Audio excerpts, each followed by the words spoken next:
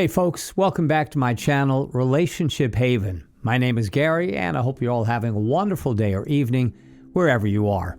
In today's story, OP found out his ex-fiance cheated on him. 4 years later, OP got the ultimate revenge on her, and she is now begging for mercy. Now, let's get into today's story to find out what happened. This happened some time ago, but I thought I'd share it in the hopes of showing people who have been destroyed by infidelity that your world is not over and that things can only get better from here on out. Disclaimer: names and some minor details have been changed for identity protection purposes. I met my ex-fiancée, let's call her Jane, 7 years ago in a coffee shop. I was standing behind her in a long, slow-moving queue, and we just started talking. We hit it off immediately and even sat and drank our coffee together for about an hour. We eventually exchanged numbers before going our separate ways. At first, I was very hesitant to get serious with her because I had just started as an analyst at a large investment bank, and the hours were absolutely brutal. Think 70 to 80 hours a week when things were slow, and up to 120 plus when we were on live deals. I had also heard many relationship horror stories from my fellow junior colleagues about how all of their relationships had failed due to the crushing hours and not being able to see their significant others on a consistent basis. However, after a few dates with Jane, it was clear that I was falling for her and that she felt the same way about me.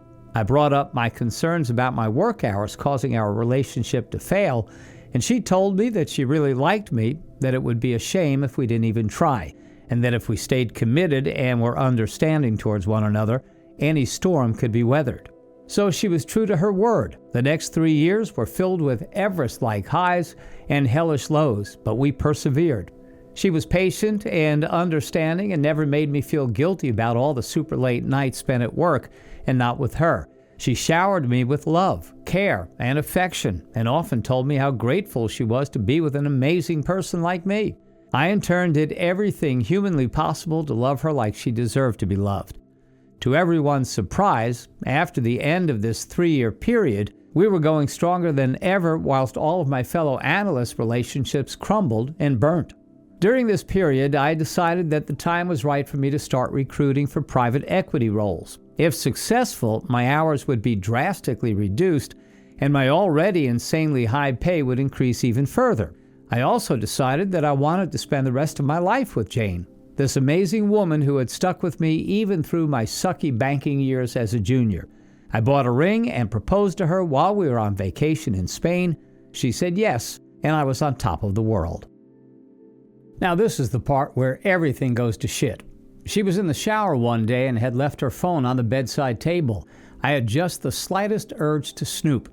At this point, she had done nothing at all that would lead me to suspect that she was cheating, and I had had no gut feelings that something was up and whatnot. I just had a slight urge, and it's not like she was ever going to find out that I had snooped. Long story short, I snooped, and I found a female's name in her chats that I didn't recognize. I clicked on it, and what I saw simultaneously enraged me and broke my heart. Lots of sweet nothings, nudes, etc., even some texts of them comparing the size of my manhood to his. What made all of this worse was that he looked to be taller than me and was far better looking than me. I'm 5'9" and only slightly above average in the looks department. I was shaking quite badly and feeling so sick that I put the phone down and went out to have a breather. My thoughts were racing as I strolled down the pavement. My first thought was that maybe this was my fault, that she just wanted to feel loved and I couldn't give her as much attention as she needed due to my work. Pathetic, right? I wanted to confront her when I got back, but I was afraid to because I loved her dearly and confronting her could ruin us. My thoughts continued to run wild, ranging from, hey, this isn't that bad, right? It's just a couple of texts. It's not like they had sex. You just have to put in a little more effort and she'll love you again, to how dare she do something so disgusting to you behind your back. I ultimately decided that I needed more proof before making a decision, as if the texts weren't enough. I went and bought a small camera and hid it amongst some stuff atop a shelf in the corner of our bedroom. I activated it the next day before going to work. Later that night, around 10 o'clock, I activated the camera and saw exactly what I was hoping not to, but still expecting to see. her having sex with the guy that she was sexting on her phone. All hopes of reconciliation, as well as any love that I still had for her, was thrown out the window instantly. I threw up in the bathroom and immediately left the office for my best friend's house, let's call him Owen, where I broke down and cried harder than I have ever cried in my 25 years of existence. When I had calmed down, Owen and I sipped on stiff scotch and planned my next move. We talked throughout the night and into the next morning when we both had to leave for work. He suggested that I didn't confront and end my engagement to Jane outright, but instead act cordially around her until I had found a new job, hopefully in private equity, and a new flat. Then he thought I should block her on my phone, email, and all forms of social media, etc., and move out while she was at work. One day I'd be kissing her goodbye in the morning, and next I'd be gone, like I never existed. That would hit her like a truck, he told me. I was 100% on board with this plan, but I told him that I'd prefer to move to a whole new continent, probably New York in the United States, where I'd truly be gone. He told me he'd miss me if I did so, but if that's what I felt was necessary, he'd support my decision. I trudged into work like a zombie later that day, but the massive weight weighing me down had been lifted considerably. The next month was the most difficult month that I had ever had to endure. Being around Jane any time I was at home and having to act normal was excruciatingly painful. I could barely look at her in the eyes without feeling the urge to physically harm her, but I managed to put on a brave face and act affectionate towards her. We even had sex a few times, which left me feeling disgusting and weak. She had told everyone that we were engaged, and when she brought up the wedding, I lied and told her that we might have to wait a few months as things were heating up at work and I would be overwhelmingly busy. I gave the same answer to the hordes of mutual friends and family who were now calling to wish us congratulations. I broke down in the office toilet a few times late at night, knowing she was probably sleeping with the affair partner at that very moment. It was a miracle that I managed to hold on for as long as I did. Staying at the office as late as possible or just walking around the city when I finished earlier than usual helped. Meanwhile, I was reaching out to headhunters in New York, hoping to recruit for private equity associate roles there, whilst simultaneously studying for their LBO modeling tests. I had also told my other close friends what I was planning to do, and they all told me they'd support me 100% no matter what I decided. After a few weeks of interviews with headhunters, I had a few interviews with New York-based private equity firms lined up.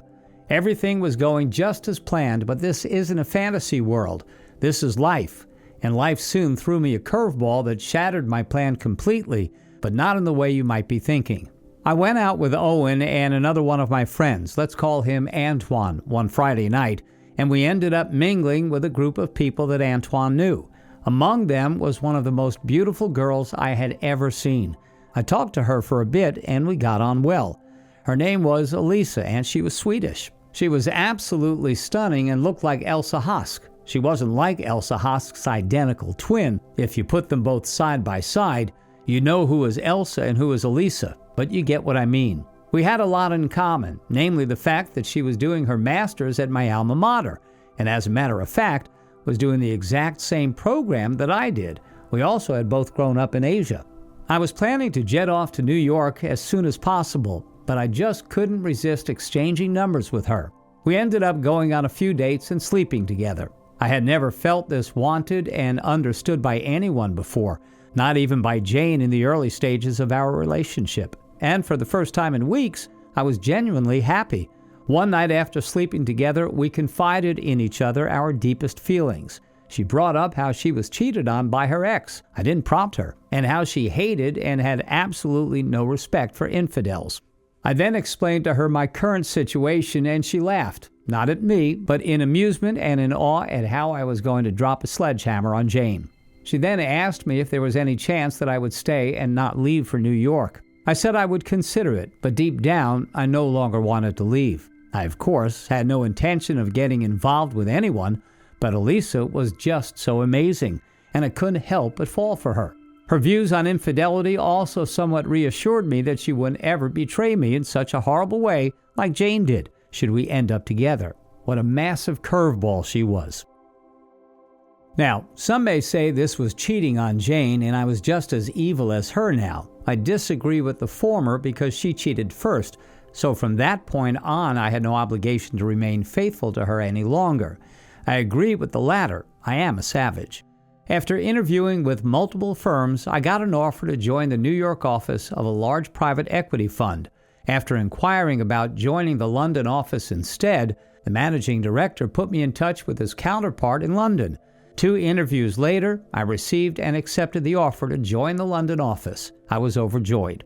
For anyone not in finance, an investment banker managing to make the leap to private equity is considered a massive step up. I held a small celebration at my flat after my first day at the new fund to commemorate this achievement. Owen, Antoine's significant other. Antoine had recently made the jump to private equity, and his significant other worked at the fund I had just joined. And another friend came. I asked Elisa to come too, and she gladly accepted. She came the latest, but when she showed up, she gave me a kiss and a hug, telling me how proud she was of me. I closed my eyes and held her for an extra second, savoring the moment. We sat around the island in my kitchen talking, laughing, and just having a splendid time. Then Jane came home. It was 1 a.m. at the time. She could have had a busy day at work, but had most likely just finished sleeping with her affair partner. We glanced at the door to see who had just come in, but otherwise didn't acknowledge her presence. Everyone at the table knew precisely what was going on. Elisa had her hand around my shoulder when Jane got back, but she didn't put it down. All of us just continued talking, not letting Jane's presence disrupt our good vibes. Jane tried inserting herself between me and Elisa, quite awkwardly, I might add, but ended up having to sit on my other side. We continued our conversation, pretending that Jane wasn't there. I ignored her too and had my body turned towards Elisa the whole time. I could sense that Jane was extremely uncomfortable. At around 2 a.m., everyone decided to pop off to go home and get some sleep.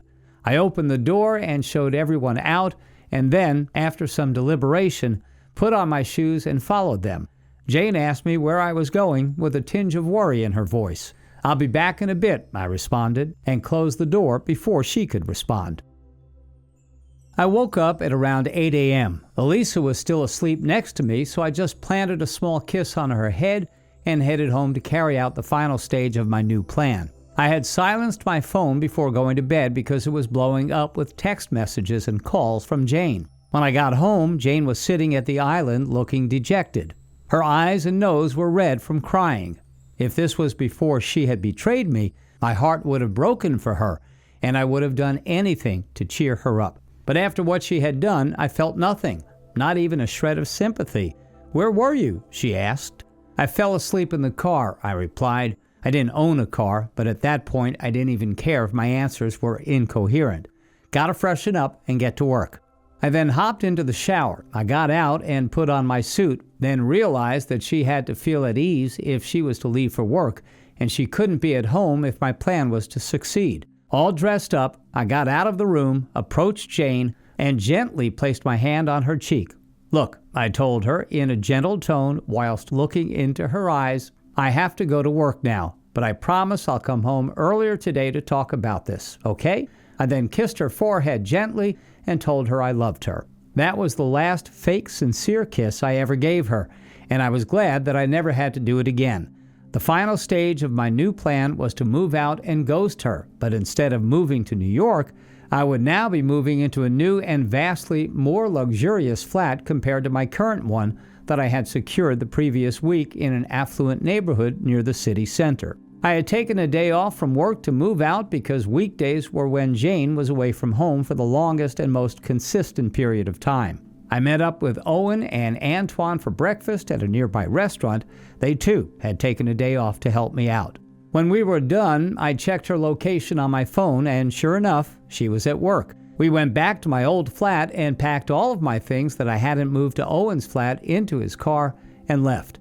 I did feel a little sad leaving the flat that I had called home for the past 3 years, but this was a new beginning, and change isn't always easy. The lease on the old flat was in my name, and it expired in 2 months. But with my new salary, 2 months' worth of rent at the old flat was nothing to me. Besides, paying 2 months' worth of rent to have my traitor of a fiance's life fall apart was quite the bargain. After I moved out, life was incredible. My new job was amazing, and I was enjoying myself. I had a lot more free time. I started boxing regularly again and actually had time to sleep at night. My friends said I looked a lot healthier and happier, and I felt that way too. Me and Elisa made our relationship official, and we were extremely happy together. She even managed to get an offer to join a different private equity fund straight out of school, which was a very impressive feat. I can say that I was happier than I had ever been since leaving school. As for Jane, my disappearance hit her like an uppercut to the chin that she didn't recover from for a long time. All of my friends were bombarded at one point with messages and calls from her asking about me. I had blocked her from everything: phone, social media, etc. She still had the engagement ring I gave her, but my plan wouldn't have been much of an uppercut if I had asked for it back. As for her relationship with the affair partner, I never found out, nor did I care to find out what happened to them. If he wanted her, he could have her. Trash always ends up together in a pile.